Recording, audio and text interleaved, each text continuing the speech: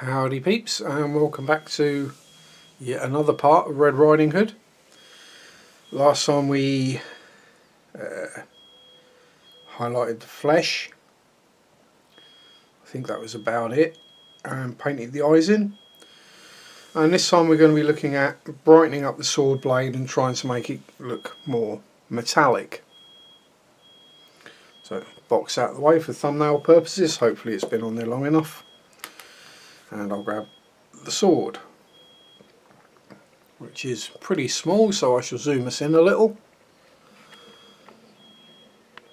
to about there. Now, first thing I'm going to try,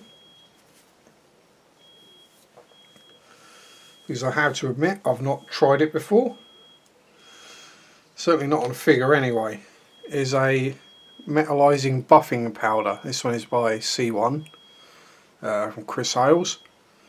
There are others available. I think Ushi van der Rosten makes some, and a couple of others that I can't quite remember. It's basically a very fine black metallic powder,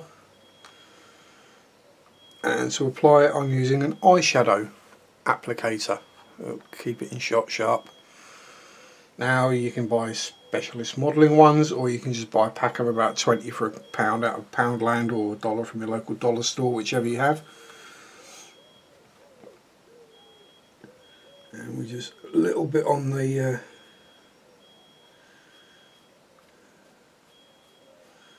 thing, and we rub it in. You don't need an awful lot of this, and it can get very messy very fast, so it does pay to be careful.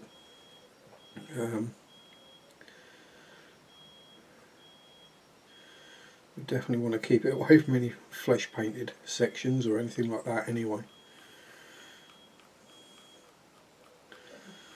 And we just rub it on and buff it in.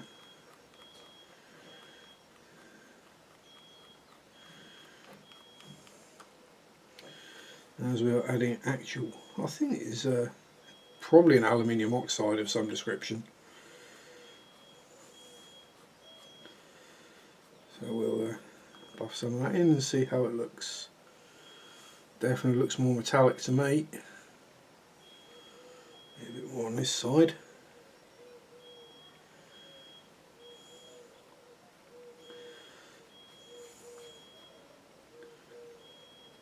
Give it a good rubbing in.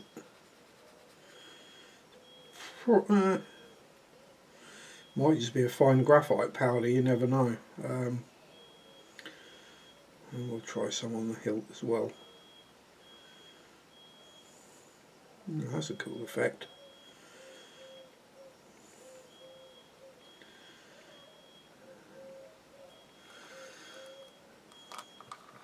Quickly blow any of the excess off of the cutting mat so we don't end up putting the figure down in it.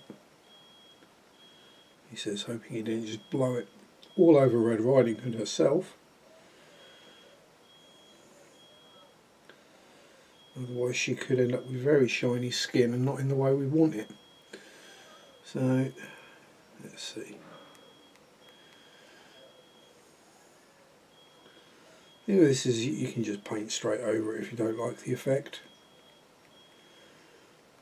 I think it looks pretty cool at the moment.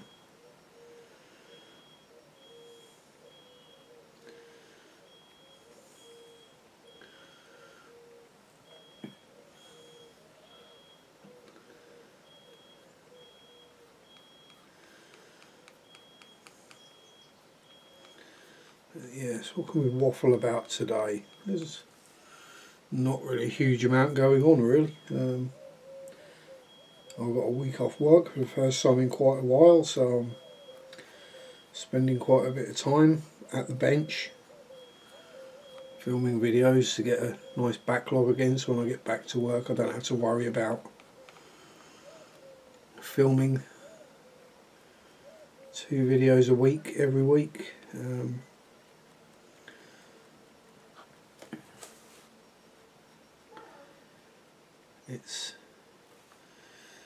Oh, don't get me wrong, it doesn't take that long and I enjoy doing it, but it's a case of finding the time, and once I've done a day's work I'm really usually not in the mood to be doing anything other than just crashing out in a heap. Right, again, blow the excess away. Hopefully I've been doing that mostly in shot. But as you can see, we now have a more metallic looking dagger blade. I say don't bother with the modelling ones because these are basically a one-use item. You can't use that for anything else now, so into the bin it goes.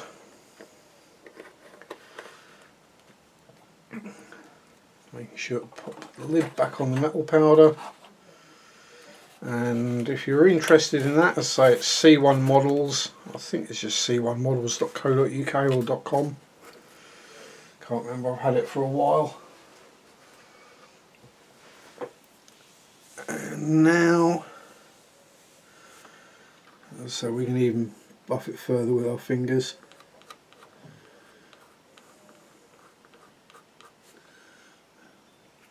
Turn the end of my finger slightly silvery.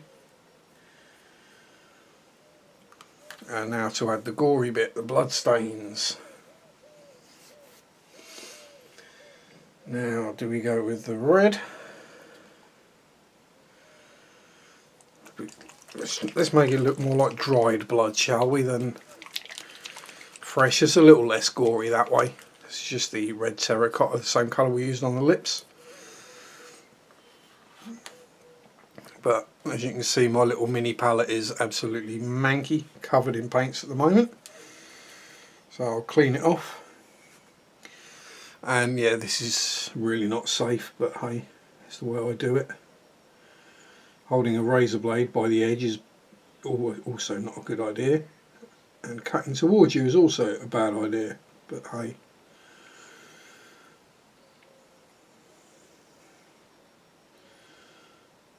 I've got fairly tough skin, let's just say, and yeah, it doesn't cut too easily. Right, because most of these paints are acrylic urethanes, we can just slice under them and peel them off like rubber.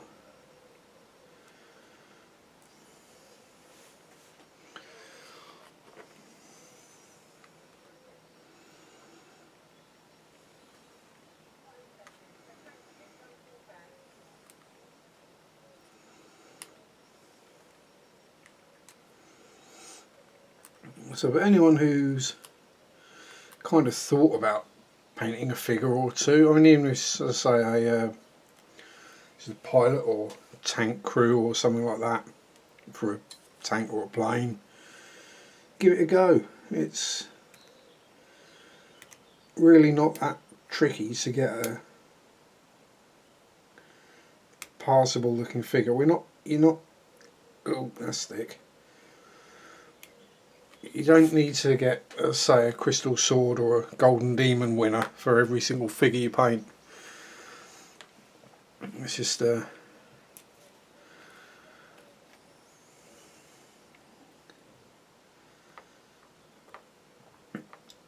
long as they look vaguely human, or whichever race they are, and passable. I mean, so I've got Crazy Ivan here with his polishing rag. Just sits on my bench. No. I think it took me all of about half an hour to paint. Yes, I know it shows, but yeah, it's not that tricky, and it's certainly doable. It's not something to be scared of. Although I will say, don't necessarily start out with some really cheap nasty ones, because if you haven't got the detail there to start with, you can't paint it. The better the detail is, the easier they are to paint. So as long as it's not like the world of, is it the Italeri World of Warship, World of Tanks, oh, which one was it? Was it the Hetzer? Man, the figures in that look like they look like something out of the Scream painting. They're horrifically badly moulded.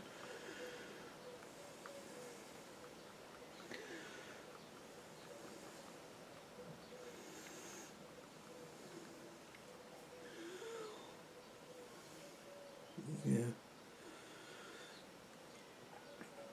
It's the same as anything, if you've got crisp details to paint up to, it makes life a lot easier. But as I say, if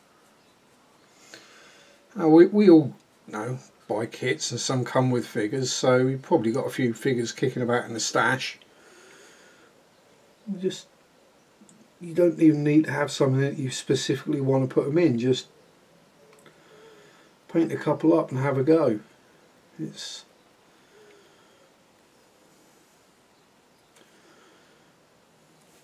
it's all practice.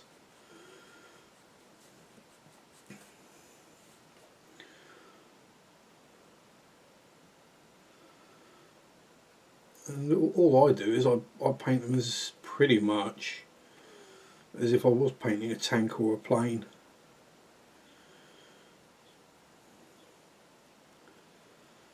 It's no uber delicate, ultra skilled sort of techniques here. This is all pretty basic, just base paint, dry wash, dry brush.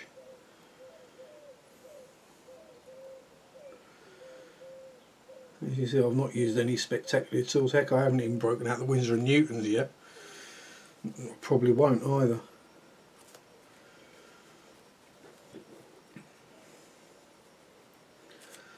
You can see the point on this brush has completely had it.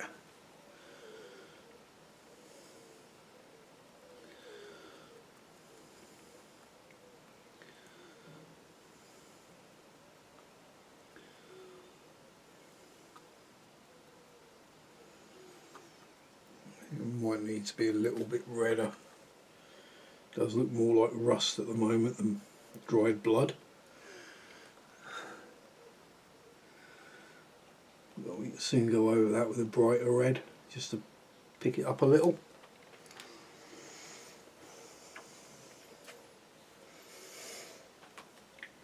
Where are we? What's that? Bloody red? No, too red. Gory red. That's the one we want.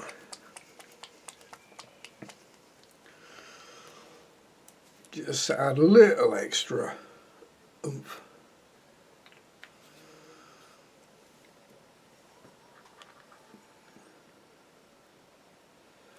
We'll be a little lighter with this one. Perhaps. You shall see how it turns out.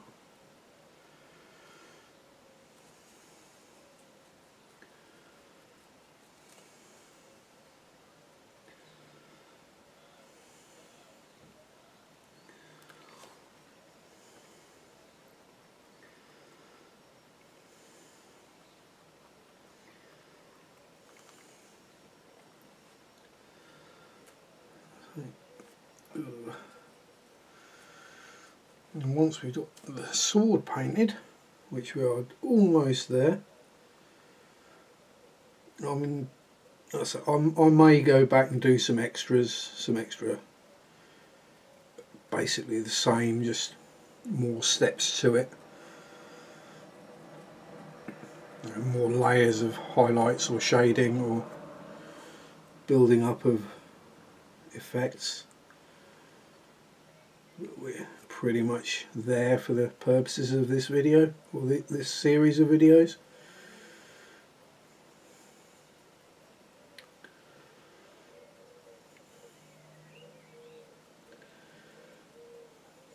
A little bit further down the blade, so it looks like it's gone right in.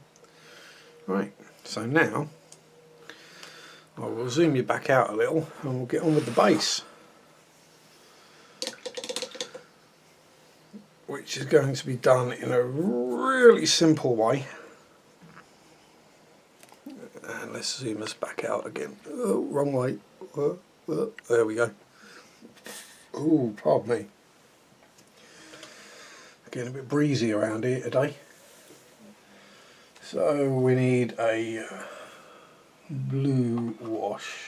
Oh, that'll do. This is a snowy base, but as we know, just painting it white doesn't mean it will look like snow, it just means it look like painted white. So what I will do is I will add a dilute blue wash to it. In this case, this is a Games Workshop's Drakenhof Nightshade.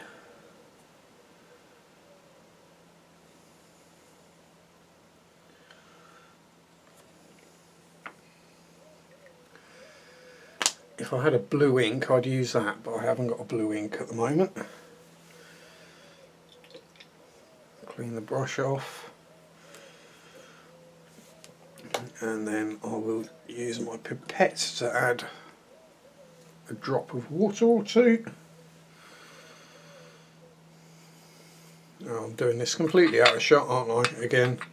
So we've got our blue shade in there, 2 drops of water. Give that a stir around to see what it looks like.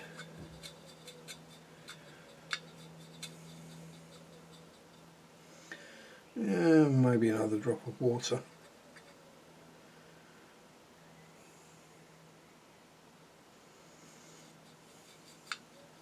That'll do.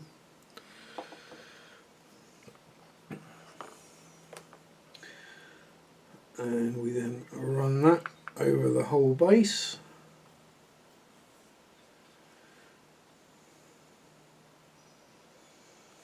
Making sure we get some in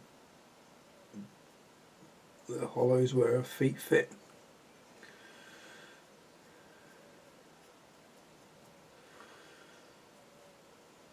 This might have worked better if I'd have painted it white to start with, but hey ho.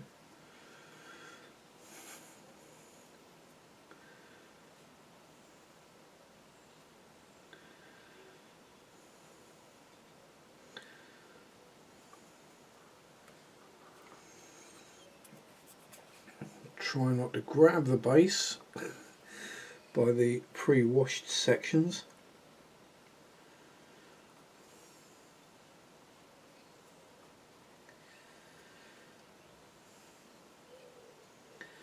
So basically we're working this down into all of the recesses and the texture of the base, just to give a little depth.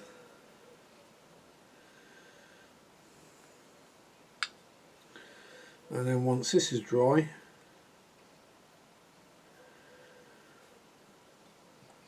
which although it's a hot sunny day it will be fairly quick, I don't really want to be sitting here on video waiting for it to dry for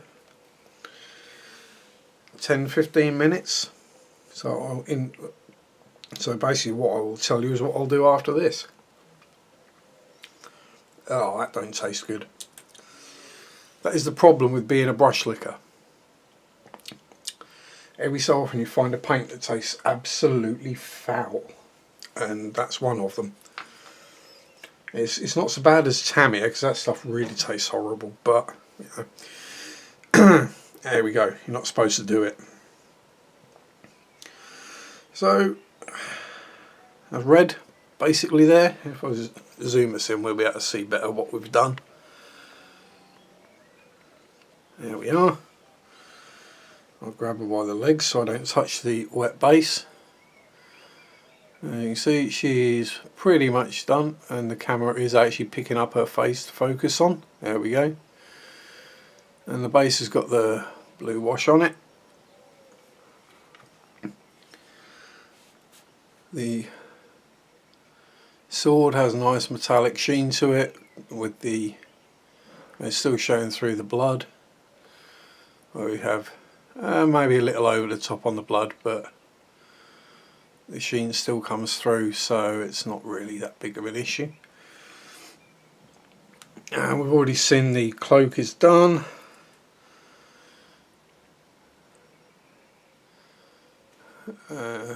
various different shades, blah blah blah, and the little scabbardy thing. I pretty much, yeah, I just did that off camera because it was just exactly the same technique as the rest of the leather work was. So what have I got left to do? Paint her fingernails. Let's get her back in shot so we can see what we're looking at. Got left to do, paint the fingernails, and then finish off the base, which I will just be giving it a heavy dry brushing with white basically, and we'll be there. So next time you see her, she'll be done all together, and yep, there we go.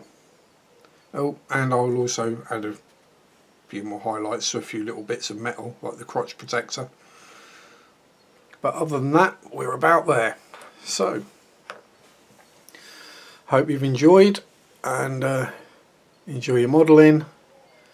Peace out, rock on, and bye bye.